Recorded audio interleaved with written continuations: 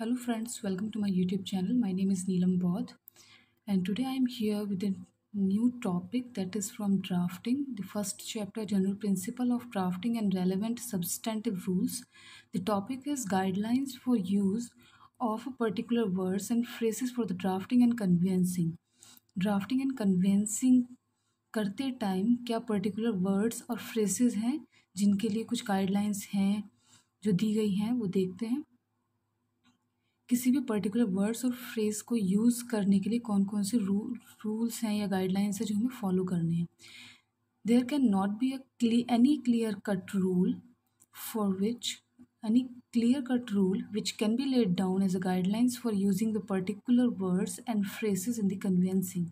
However, the draftman must be cautious about the appropriate use of the word and should be clear of its meaning. कोई clear cut rule नहीं है, कोई भी guidelines यहाँ नहीं दी गई हैं किसी भी पर्टिकुलर वर्ड्स या फ्रेजेस को यूज़ करने के लिए। तो इसीलिए ड्राफ्टमैन को पहले से ही अलर्ट होना चाहिए जो भी वो वर्ड या फ्रेजेस यूज़ कर रहे हैं ड्राफ्टिंग या कन्वेंसिंग के टाइम पर, वो करेक्ट हो, उसका मीनिंग सिंपल हो और जो इंटेंशन वो देना चाह रहे हैं वो रीडर तक पहुँचे। तो देखते हैं क्या रूल्स यहाँ पर दिए गए हैं। The following rules may be prescribed for the guidance of a draughtsman for using any particular word and phrase in the drafting of a document. For journal word, अगर कोई भी जर्नल वर्ड यूज़ कर रहे हैं तो उसके लिए वो रेफ़र कर सकते हैं ऑर्डिनरी डिक्शनरी मीनिंग देखने के लिए उसका, या फिर अगर वो कोई लीगल टर्म यूज़ करना चाहते हैं तो उसके मीनिंग्स को वो लीगल डिक्शनरी में देख सकते हैं। As far as possible current meaning of the word should be used and if necessary case law where such word or phrases has been discussed could be quoted in reference। जहाँ तक possible हो सके जो current meaning है word का वही use करें और अगर किसी केस लॉ में उसको पहले से ही डिस्क्राइब या डिस्कस किया गया है तो वहाँ केस लॉ भी रेफ़र कर सकते हैं। कोई टेक्निकल वर्ड यूज़ करना है तो वहाँ पर उसका मीनिंग देखने के लिए may be used after ascertaining their full meaning। Technical word use कर सकते हैं उसका पूरी तरह मीनिंग देखने के बाद। Import of the sense and appropriate use warranted by the circumstances for driving a technical or special meaning with reference to the context. Technical word को यूज़ करने से पहले उसका मीनिंग देखें, उसको फिर चेक करें कि जो इंटेंशन वो देना चाह रहे हैं उसके साथ वो मीनिंग, उसका सेंस सही बैठ रहा है या नहीं। The choice of the word and phrases should be made to convey the intention of the executor to the reader in the same sense he wish to do.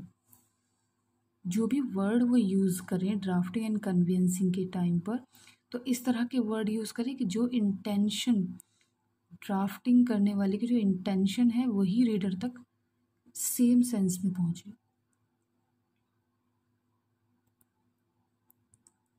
Last है the draftman should also use at time of recognised work of eminent legal expert. जो legal expert हैं उनका भी recognised work यानी कि उनकी भी कोई रेफरेंस डाल सकते हैं ड्राफ्टिंग एंड कन्वेंसिंग में इंटरप्रेट करने के लिए statue. The above guidelines acquainted the students of a few instances leading to the choice of appropriate word or phrase. As a matter of the fact, much will depend upon the executive own skill and talent as to how they express the wishes of the company and limited word befitting to an expression of a certain event or description of a fact.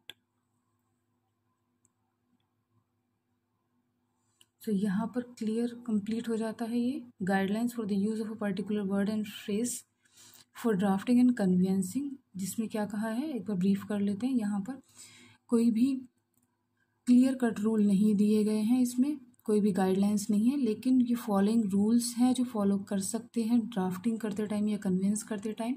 Journal word use करना है तो ordinary dictionary refer कर सकते हैं, legal terms के लिए legal dictionary, जहाँ तक पॉसिबल हो करंट मीनिंग ही यूज़ करें, current meaning of the word use करें। और अगर कोई केस लॉ है जहाँ पर वो डिस्कस किया गया है उस मीनिंग को या उस वर्ड को, तो उसको भी रेफ़र कर सकते हैं। टेक्निकल वर्ड जब ही यूज़ करें जब उसका पूरा मीनिंग और उसका सेंस ध्यान से देख लें कि वो कन्विंसिंग में फिट बैठ रहा है।